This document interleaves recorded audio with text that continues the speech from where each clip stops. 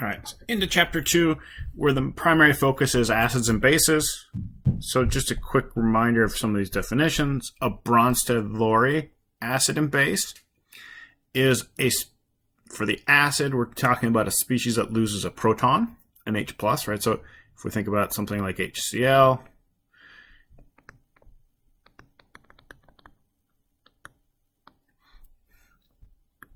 it's going to lose the H+,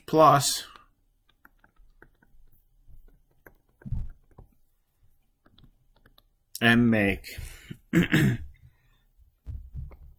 H3O+. If we talk about a base, it's a species that gains a proton, right? So if we look at this reaction for HCl, we're defining the HCl as our acid. And so in this example, the water is acting as the base. It's accepting the H+. We're transferring this thing. As we look to the product side of the reaction, we can define the products as well. The species that lost the proton would be the conjugate base. And I'm just going to use the letter CB to abbreviate this. Right? There's a correlation between the acid and the conjugate base.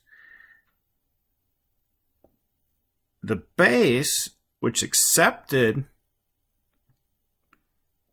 our proton, becomes the conjugate acid. Right? And so again, there's a relationship between these two, base and conjugate acid. Right? There are other definitions for acids and bases. The Arrhenius definition, which is a bit older, a little bit kind of arbitrary.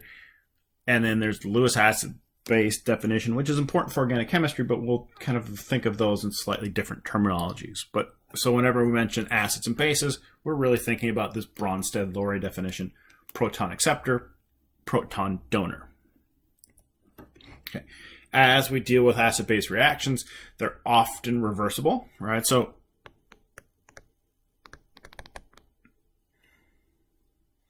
we can think about these things at an equilibrium, right? Gen Chem 2 is devoted to a lot of equilibrium problems, right? We've got this back and forth, and so we can calculate like a equilibrium constant. If we know the concentrations of everything, we can calculate a variety of different things with that.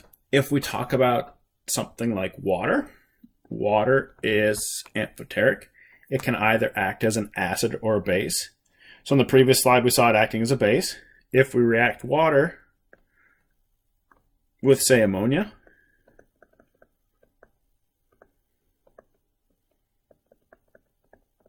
it will act as an acid.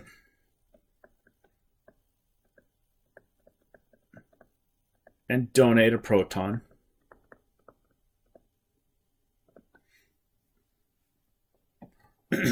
to the ammonia, and then make some hydroxide ion and the ammonium ion, right? So in this case, it's acting as an acid. So it can act as either an acid or base, right? The reaction at the top is kind of this reverse process. Our acid hydrogen here comes and pairs up with the OH to make water. If we think about the reverse process, it's that conjugate acid that reacting with the conjugate base to reform our initial acid and base, right? So we're going forward or backwards. Okay, so as we kind of gear up for the first test, an example problem might be to draw the conjugate acid of CH3OH, right? And so if we're drawing the conjugate acid, we're thinking of this as a base. So remember that bases accept an H+, so we're going to add an H+. And so as we write out the formula, CH3OH2, and then a positive charge. The other option to draw the conjugate base, right? And so the conjugate base, this is acting as an acid. And so we can think about it as giving up or donating an H+. And so our formula, CH3O-.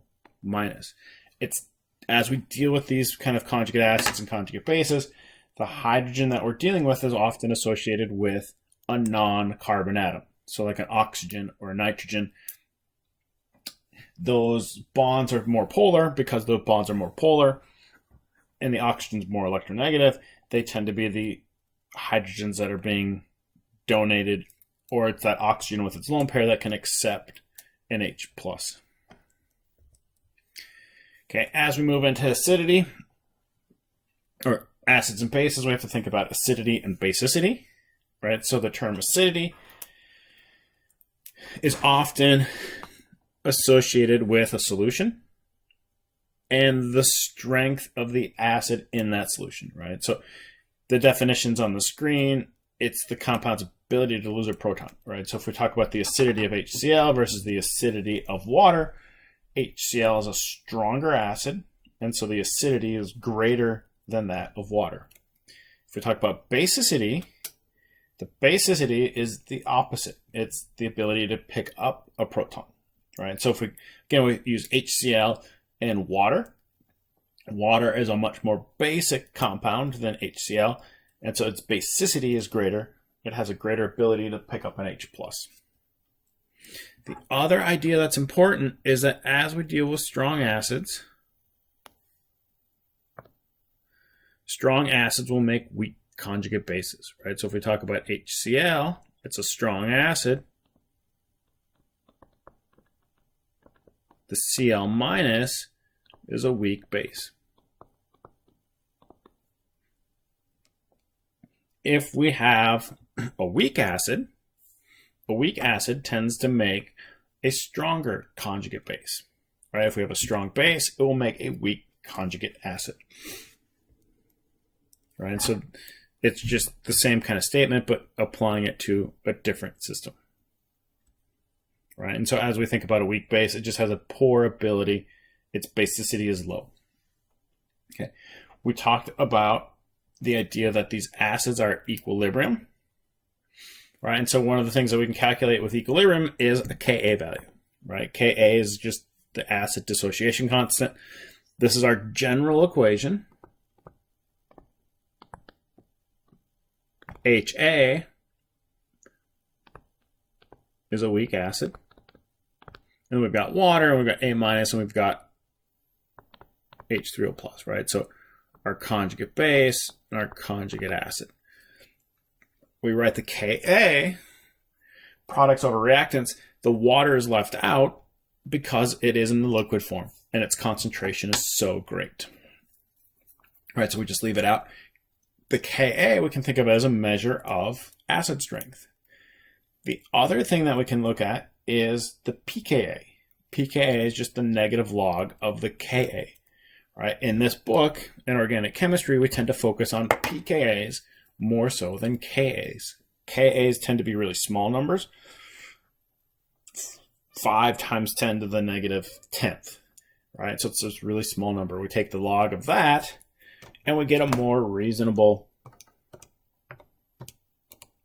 value, right? So the negative log of 5 times 10 to the negative 10th is 9.3, right? The pKa's are whole numbers, or maybe not whole numbers, but they're positive values that we can kind of correlate to. And so as we look at a pKa value, the smaller the pKa value, the stronger the acid is. Right? And so there are some pKa values that can be negative. Hydrochloric acid, for example, is a strong acid. The dissociation is 100%. The pKa value is like -7. Right? And so a negative sign is okay. It just means it's a very strong acid. If we have pKa values between 1 and 3, these are moderately strong acids. 3 and 5, weak acids. 5 and 15, very weak acids. And then if it's greater than 15, it's an extremely weak acid. Right? So these range all the way up to like 60 or more. Right? And so depending upon the hydrogens we're looking at, they might be so weak in the acid scale that we just consider them to be non-acids at some point in time. All right, and so here's kind of structural representation of these pKa values. Excuse me. An alcohol or water, their pKa values are about 15. Carboxylic acid, about 5. In another video, we'll explain why there is a difference in these pK values when we're dealing with the hydrogen that's on an oxygen and the hydrogen that's on an oxygen. In the meantime, if you guys have any questions about acids and bases in the very general sense, please shoot me an email and I'll help you as much as I possibly can.